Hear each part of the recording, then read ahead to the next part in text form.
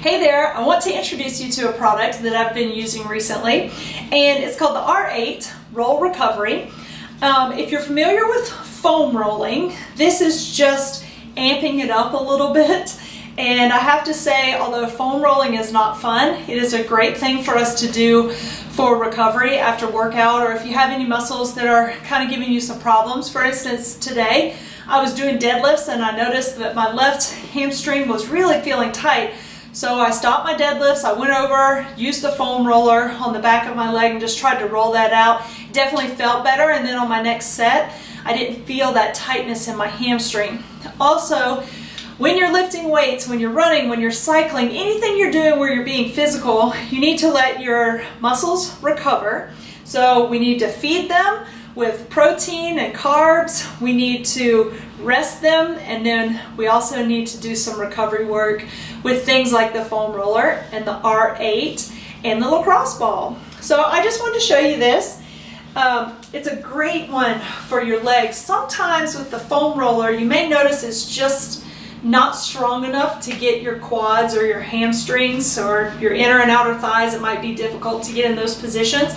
So this thing actually really helps you to be able to get that much more intensely than you would with the foam roller. So it's got these little rollers on it. All I'm going to do is take it and put it on my leg and then just push it down. And then I can go my hamstring and my quad. Remember, we don't roll over our joints. You roll to them and then stop.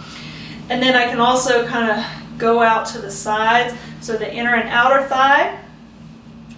I actually had an inner thigh strain for a while there, and this thing certainly gets into that inner thigh a lot deeper than the foam roller. Let's see, you can really work on that all through there, and then switch it to the other side. So it just goes on your leg. You push it down. You have to use a little muscle to keep it going, but it definitely will help you in your recovery, especially if you're holding that tension in your quads, in your hamstrings, or if you're like me and you have inner thigh strain. It's good work for that. So, neat little piece of equipment. I don't get any kind of compensation from this, people. I just wanted to share it with you to show you that there's some other things out there besides foam rolling.